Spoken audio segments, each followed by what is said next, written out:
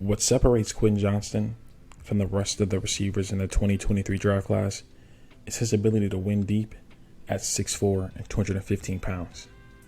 On this first play, he attacks hard vertically to close the distance, and that ability to threaten deep with his speed forces the corner to open his hips towards the sideline, and he does a really good job attacking his blind spot, veering back inside to clear him.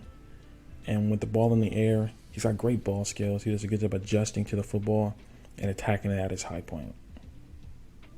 On this next play, you just see the straight line speed and acceleration, and how quickly he's able to hit his top gear to run right by that corner for a touchdown.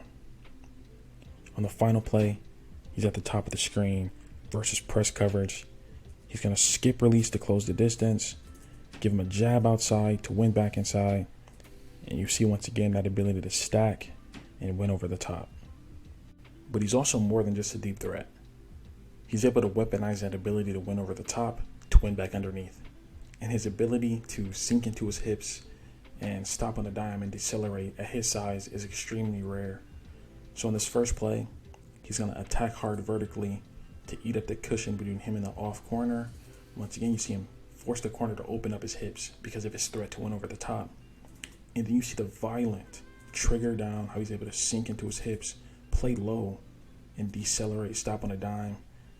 And then you'll see something I'll touch on later, and that's his ability to create after the catch. Make a man miss, stiff arm, big game. Quentin Johnston profiles as a true outside X receiver at the next level, and he's already shown the ability to beat press at the college level. On this first play, he's going to split release, and you see him play low, drop levels to really sell this two-way go.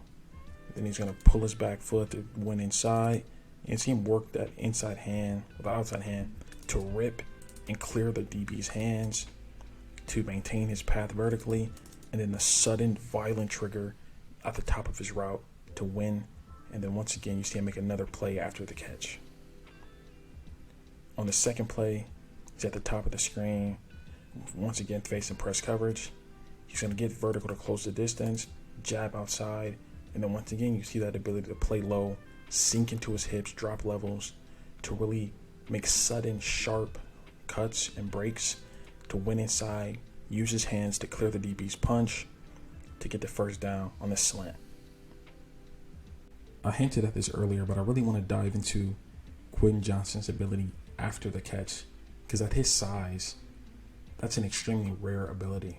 So on this first play, he's going to run a simple slant underneath, but immediately as he catches his ball, he senses the DB on his back, is able to spin away from it, clear another defender on a stiff arm, get vertical for a big gain after the catch. On the second play, he's facing extreme off coverage, largely due to his vertical threat. So he's going to attack hard vertically. Despite the cushion, the safety's still in a back pedal because he's that much of a threat over the top. So he gets it in the middle of the field off the dig, and once again, does a great job sensing the defender on his back, spins away from the pressure, and then you see that acceleration after the catch, that burst, and then he drags multiple defenders. So far, I've talked about what I love about Quentin Johnston's game. Now I want to talk about some of the issues I have with this game. The biggest one probably being his hands. Over his career at TCU, he's posted a 10.2% career drop rate. And a play like this is a perfect encapsulation of why this is a problem in this game. So on this play, we see all the positives I talked about earlier. He gets vertical, does a good job sinking into his hips, playing low to break suddenly and win inside on this dig and create separation. But he allows the ball to get into his chest instead of catching it with his hands, which he does very often. A lot of body catches on tape and drops it. Same thing on this next play. He's going to run a drag underneath, and instead of catching it with his hands, allows the ball into his body and drops it.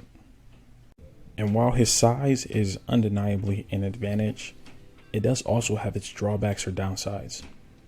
And on this first play, we get a good example of that, where he doesn't have the ability to dip that inside shoulder to clear this DB's jam or to slip the DB's jam. Allows the DB to get both hands on his shoulder pads, which completely kills the route. Similar thing where he's going to release outside, but he just doesn't have the looseness or slipperiness in his upper body to slip this jam. Allows the DB to get both hands on the shoulder pads, completely kills the route. And the last concern I want to talk about is some of the lack of nuance in terms of selling your routes. So in this play, he's lined up at the bottom of the screen. He's going to get vertical to close the distance and give the DB a jab outside, but he doesn't sell the jab with his head and shoulders, so the DB doesn't bite on it. So you can't create any separation on the inside move to win on this over route, and the route dies. Quentin Johnston is an absolute freak athlete.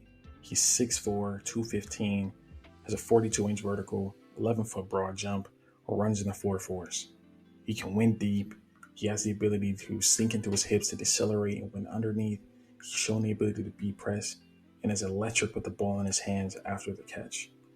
While I think Jordan Addison or JSN may be safer prospects and safer projections with a more stable floor, there's no other receiver in this class that can match the upside of Quentin Johnston. In my eyes, worst case scenario, he's a gadget deep threat or backside deep threat with occasional drop issues. But I truly believe his best case scenario is he is a true number one X receiver who is a difference maker at the next level.